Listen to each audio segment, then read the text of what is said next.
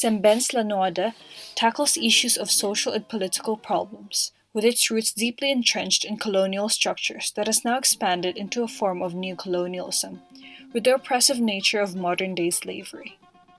What's crucial in the complex relations between France and Senegal are the impacts and long-lasting effects on both countries. While it's easy to claim that Diwana enjoyed freedom and independence as depicted with the open environment filmed in Dakar, and that was intended to juxtapose her exploitative living conditions in France, my video essay would argue that there are certain elements in the film that pointed at both spaces being suffocating and straining environments to not only Diwana, but also to the French couple. I will begin with describing Diwana's unfree conditions in Dakar. Then, I would contrast these points with the oppressive conditions in France to Semben's characters. Beginning with Dakar, there is an undue value towards capital and money. As you see Diwana feeling the urgent need to find herself a job, we see this magnified with the plaza where women gathered to be recruited as domestic helpers. By and large, it is reminiscent of a slave market, where slaves were exhibited to be handpicked and bought by slave owners. Furthermore, her body becomes a point of physical infringement in many instances, being kissed by the white man because of her exotic nature, Madame putting the apron around her waist, Madame demanding her to remove her shoes, and even hitting her to wake her up. But in particular, back home in Dakar, her boyfriend had crossed her physical boundaries. They quarreled because he got too familiar, and she couldn't speak her mind because he would get angry, and she submitted to his sexual desires after he gets off the bed sulking. So I think that little scene in the Place de l'Indépendance is important for the way it frames her, the kind of unfreedom that she suffers from at home versus the kind that she's suffering from in France. As for the French couple, while still in Dakar, they seem to live a more comfortable life, with the kids even playing outside on the streets, compared to how Philip, the son, was pushed back into the apartment when he was playing in the corridors. However the French is no longer welcome in Dakar, as the Frenchman was very distinctively unwelcome and met with hostile stares when he traveled back to return Diwana's properties. Semben's cinema is most demonstrated in his cinematography and the vision he imparts into his frames. He makes use of the contrast set by the parallel black and white tiles on the floor and by the shadows on walls. As soon as Diwana arrives at the apartment, we no longer see Antibes. The first time she looks out the window, France is pitch black, and the second time, the camera doesn't even pan outside. As for the tiles and the black and white color schemes within the house, this uniformity coexists with the sanitized nature of the apartment. That, all in all, constructs a deeply oppressive and suffocating environment. Interestingly, this sentiment does not only extend to Diwana but to Madame as well. She exclaims that she feels trapped, tired of this life. Aggravated as she exclaims that it won't be long that I'd become the maid in the house.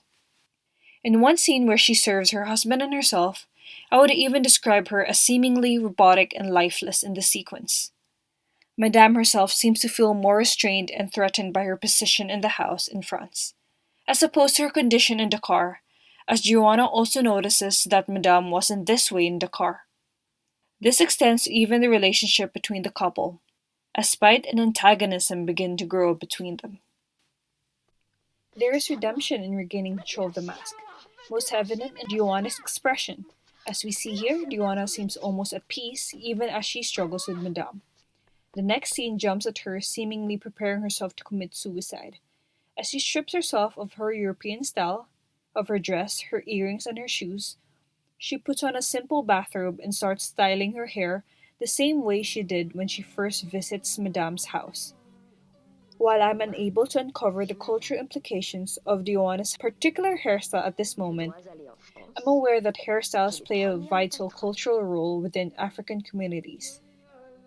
So I would read Diwana's hairstyle to be a form of initiation into a new chapter of her life, and also into death and the afterlife.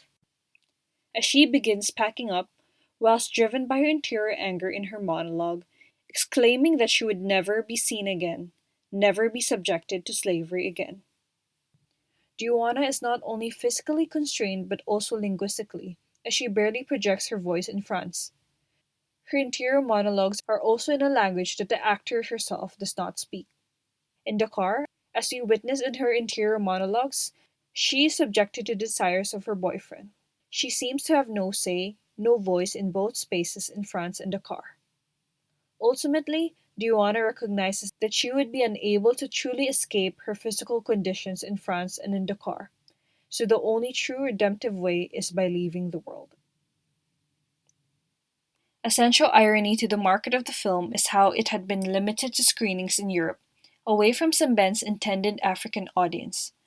As a critic observes, the vicious circle that left reels of Noire unraveling in France mirrors the experience of Diwana in the film itself. The conditions of Diwana experiences stayed within the apartment, except for the news of her death. Likewise, the realities that the film confronts remained among European spectators, unable to reach the local African population. In context with realities today, I appreciate how Sembene also criticizes the idealized notion of migrants earning a lot more than they would back home and bearing the heavy responsibility and demands to send money back home. You know, and I think Sembene realizes already that people like her are the new warriors for Senegal. The immigrants are the ones who are going to give their lives for the nation and send their remittances back home and so on and so forth. All in all, though Sembene intended to depict the first few sequences of France in color, I felt that having the entire film in a black and white filter all the more placed emphasis and supports my argument that both spaces are oppressive to Sembene's characters who are trapped in this cycle.